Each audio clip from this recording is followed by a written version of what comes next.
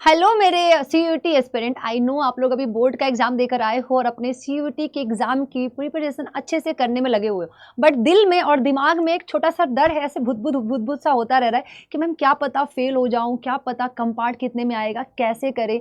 तो मुझे ये बताओ, पास होना फेल होना, आपने तो अपना एफर्ट डाल दिया, लेकिन आपको इतना तो पता है ना कि आप पास हो गए या फेल हो गए। सभी अभी तक बैठे तो नहीं हो गए, सब एग्जाम देकर आए हो बोर्ड का, और आप सभी ने अपनी सारी सब्जेक्ट की कॉपियां चेक कर ली होंगी कि हाँ मेरे कौन से आंसर सही है, मैंने कौन से आंसर गलत किए हैं, मैंने कितने आंसर लिखे हैं, मैंने कौन सा क्वेश्चन छोड़ा है या मैंने ब्लैंक कॉपी छोड़ दी है। सबको पता है, ये सभी को कहीं ना कहीं पता है कि वो पास होगा, फेल होगा, कम पार्ट आएगा। बट उस डर से, वो जो डर है उनके अंदर, उस डर से वो लड़ना नहीं चाहता, उस डर को वो फेस नहीं करना चाहता। बट बच्चा, डर को फेस नहीं करने से वो डर खत्म तो नहीं हो जाएगी, डर को तो हराना पड़ेगा। देखना पड़ेगा किसने पानी में हो, कहां तक हो, या अब दिमाग में ये भी आ रहा होगा आपके कि मैम अगर मैं कंपार्ट, दिल में आ रहा होगा अगर मेरा कंपार्ट भी आ गया, अगर मैं फेल भी हो गया तो क्या मैं सीयूईटी का एग्जाम दूं, प्रिपेयर करूं, कहीं ऐसा तो नहीं प्रिपरेशन वेस्ट हो जाए।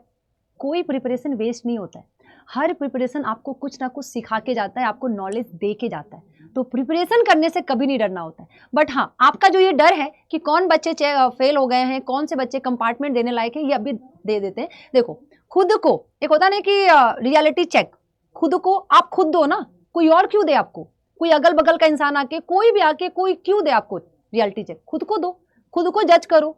पास हो फेल हो ये आपके हाथ में है। आपने कॉपी लिखी है ना, कि हमने कॉपी लिखी है, आपने लिखी है, तो आप सभी को पता है कि आपने कैसी कॉपी लिखी है। मैंने हमेशा बोला है अपने हर वीडियो में, मैथ्स का जब मैं एग्जाम करा रही थी, जब मैं मैथ्स का एग्जाम के लिए पढ़ाई करा रही थी आप लोगों के, तो मैंने बोला है कि कोई भी क्वेश्चन एंड मतलब एग्जाम के एक दिन पहले, कुछ घंटे पहले बोला कोई भी क्वेश्चन छोड़ के नहीं आना है। नहीं भी आ रहा है ना क्वेश्चन, स्टेप्स कुछ तो करके आओ, स्टेप्स करके आओ, फॉर्मूले लिख कर आओ, कॉपी भर के आओ। क्या पता आप एग्जामिनर को एक मौका देकर आओ कि आपको मार्क्स दे वो, कुछ ना कुछ आपको पास करने का मौका देकर आओ एग्जामिनर को। अगर आपने बिल्कुल ही ब्लैंक कॉपी छोड़ी है तो फिर वो आपके ऊपर है। अब बात करते हैं कौन से बच्चे फेल हैं, कौन से बच्चों का कंपार्ट लगने वाला। देखो, जो बच्चे फेल होने की क्राइटेरिया क्या होती है, जिन बच्चों के 6 सब्जेक्ट होते हैं, अगर उन 6 सब्जेक्ट में से 2 में कंपार्टमेंट आ गया तो वो अगस्त में अपना कंपार्टमेंट एग्जाम देंगे। और इस कंपार्टमेंट एग्जाम से आपको डिमोटिवेट नहीं होना है मेरा कंपार्ट आ गया या जो भी है। जिन बच्चों का 6 पेपर में से 2 में कंपार्ट आ गया, वो अगस्त में अपना री एग्जाम देंगे कंपार्टमेंट का, और एग्जाम को क्वालिफाई करके, क्लियर करके अपने ड्रीम यूनिवर्सिटी में एडमिशन लेके अपना करियर कंटिन्यू करेंगे, करियर बनाएंगे। अब जिन बच्चों का 5 सब्जेक्ट है, उनका एक ही कंपार्ट आना चाहिए। अगर एक कंपार्ट आया है तो वो कंपार्ट का एग्जाम अगस्त में देंगे और कंपार्ट क्लियर करके कॉलेज की लाइफ एंजॉय करेंगे। ठीक है। जिन बच्चों का 5 सब्जेक्ट में से 2 कंपार्ट आ गया तो वो बच्चे फेल हो जाएंगे और उनका ईयर गैप आएगा, ईयर रिपीट करना पड़ेगा। और जिन बच्चों का 6 सब्जेक्ट में से 3 में कंपार्ट आ गया तो उनका ईयर रिपीट होगा। अब सभी को पता है कि उन्होंने कॉपी कैसे लिखी है, कॉपी किस तरीके से लिखी है या ब्लैंक छोड़ा है। तो यहाँ पे जितने भी बच्चे हैं जिन्होंने 12th का बोर्ड दिया है, उन सभी को पता है कि उनकी कॉपी चेक होगी तो उन्हें क्या मिलेगा, वो फेल हो जाएंगे या फिर कंपार्ट आएगा। तो कंपार्ट आना, इससे डरना नहीं है। आपने 12th बिगाड़ा, 12th में पढ़ाई ना करके एग्जाम के कुछ दिन पहले पढ़ाई की, उसका रिजल्ट था कि कंपार्ट आ गया। कंपार्ट आ रहा है तो डरना नहीं है, उसको एक अपॉर्चुनिटी मानना है कि चलो मुझे एक मौका मिला है, उस मौके से मैं इससे फायदा उठाऊंगा और अपना बेस्ट दूंगा और अपना रिजल्ट अच्छा करके दिखाऊंगा।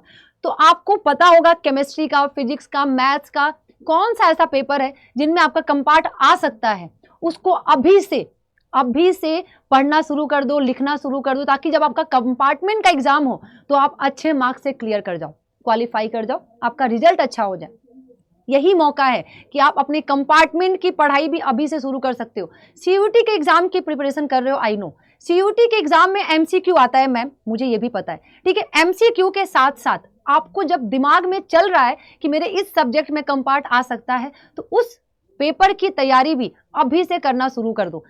एमसीक्यू के लिए जब पढ़ ही रहे हो तो 2-3 चीज लिख भी लो यार, क्या प्रॉब्लम है। रिटेन में करना शुरू कर दो, तो आपको पता है कि आपको किस पेपर में कंपार्ट आने वाला है, और ये आप ही बता सकते हैं, कोई टीचर नहीं बता सकता, कोई नहीं बता सकता। तो आप अपनी कॉपी को थोड़ा एनालिसिस कर लो किस में आ सकता है आपके हिसाब से, उसको अभी भी थोड़ा पढ़ना शुरू कर दो, उसको 1 से 1.5 घंटा देना शुरू कर दो, तो कंपार्टमेंट के एग्जाम में आप अच्छा कर जाओगे, आपका मार्क्स बन जाएगा। कंपार्टमेंट आने से आपके सीयूटी का एग्जाम नहीं रुकेगा, आपको ड्रीम कॉलेज में जाने से कोई नहीं रोकेगा, लेकिन अब आपका 12th जैसा गया वैसा आपका सीयूटी का एग्जाम नहीं जाना चाहिए। सीयूटी का एग्जाम दोबारा नहीं होगा, आप दोबारा अगले साल होगा, उसमें कोई अपॉर्चुनिटी नहीं मिलेगी। तो आपको जो मौका मिला ये 2 महीने का, इस 2 महीने में सीयूटी को दे दो, अच्छे से अपना जी जान लगा दो, ताकि 12th का अगर कंपार्टमेंट आ भी गया तो उसको क्लियर करके आप अपना एक ड्रीम कॉलेज ले पाओ, ड्यू ले पाओ, बीएचयू ले पाओ। मैं बीएचयू से हूं तो मुझे बीएचयू पसंद है, आई नो, ठीक है। तो बीएचयू कैसा है ये मुझे अच्छे से पता है। तो खुद का एफर्ट देने से पहले 2 महीने के लिए सोचना मत, घबराना मत, अपना बेस्ट देना। और ये फेल और पास ये आपके लाइफ का पार्ट होता है, just a part of life, it's not your life.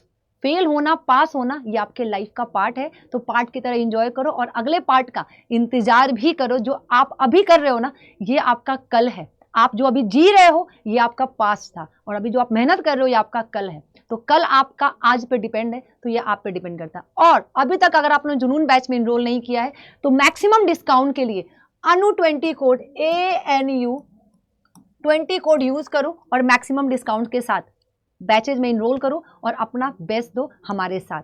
Thank you so much.